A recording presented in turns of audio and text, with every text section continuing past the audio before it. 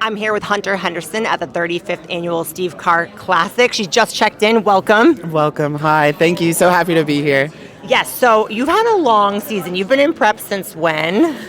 Oh, goodness. So I started prep for Tampa back in March. So basically the entire year I have been grinding away. And tell us what just happened a few weeks ago at the Olympia. At the Olympia, my second time around this year, I got 10th. So top 10 in the world. Amazing. And you just, I believe it was last February, I saw you at the gym, and that's when you fully committed to Yes. go from powerlifting to bodybuilding, Yes. right? So I started out powerlifting. I was a powerlifter for 7 years. And then one day I was, cutting weights to make a weight class, and I was like, you know what, I want to try bodybuilding. Why not? At least, just to say that I had done it, and I went for it, got my pro card. But I was, hopping back and forth between the two sports. You're a multi-sport athlete as well, so you understand. But I just felt like it was taking too long, like I was prolonging certain goals, hopping back and forth. Because, it takes time to get lean. It takes time to build strength. So I want to kind of pour everything into bodybuilding and see where I can go with that first.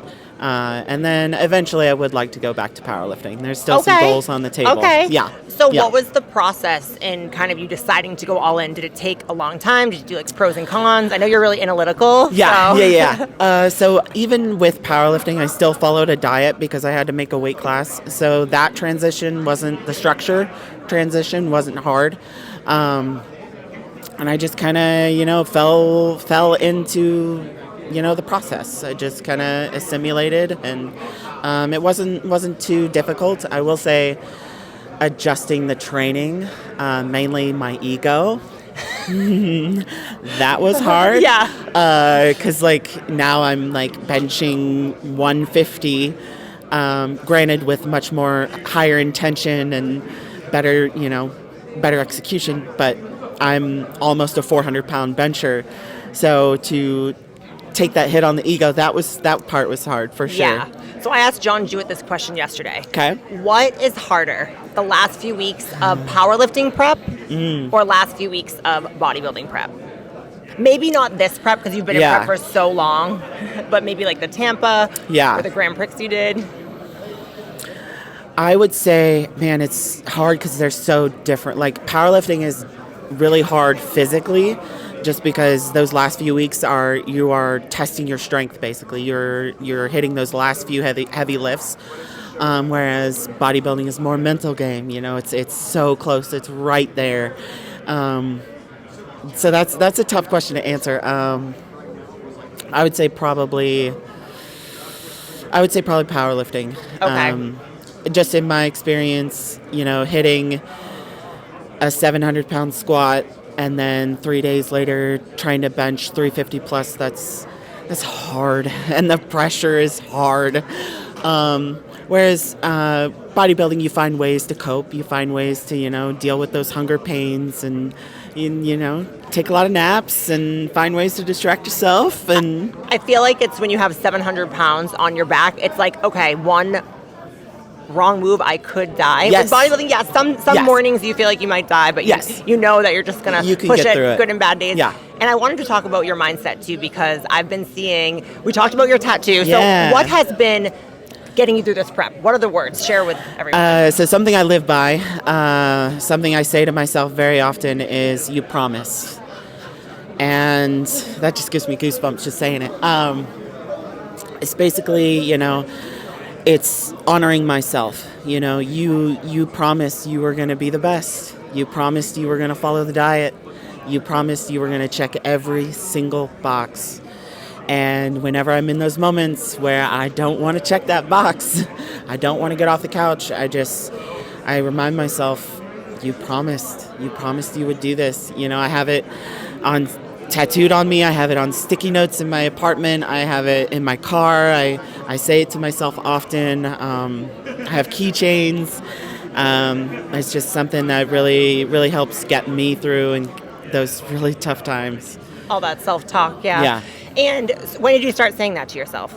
This year, actually, I really kind of... this year is when that really blossomed into, what it is.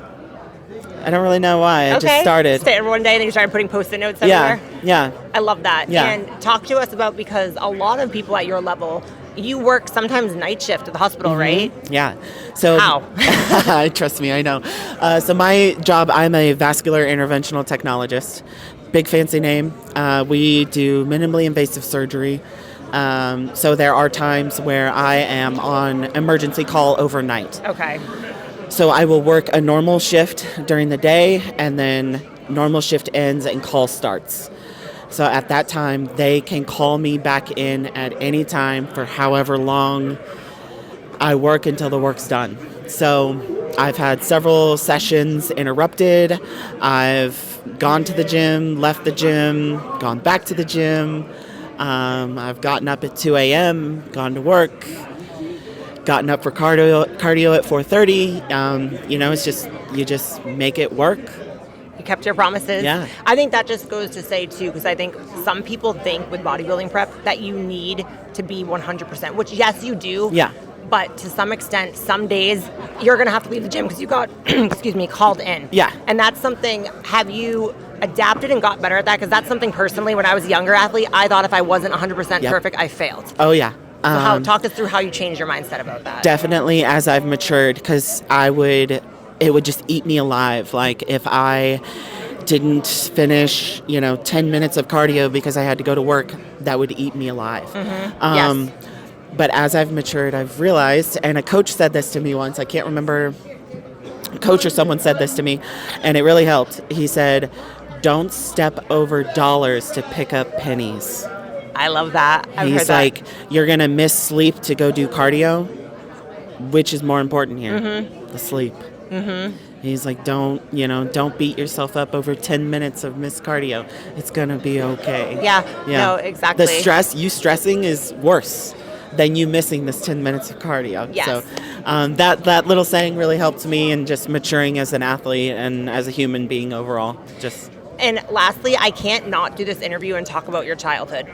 If people don't know you, when I first heard that, I think I met you like 4 years ago in Virginia at powerlifting, and I heard that, and I was just amazed because I had someone in middle school I knew that went through that, but they didn't grow up to be a professional athlete, one of the strongest women in the world. Yeah. So tell people what you went through. So at the age of 4, at the age of 1, they found out I had a heart defect. So they repaired that.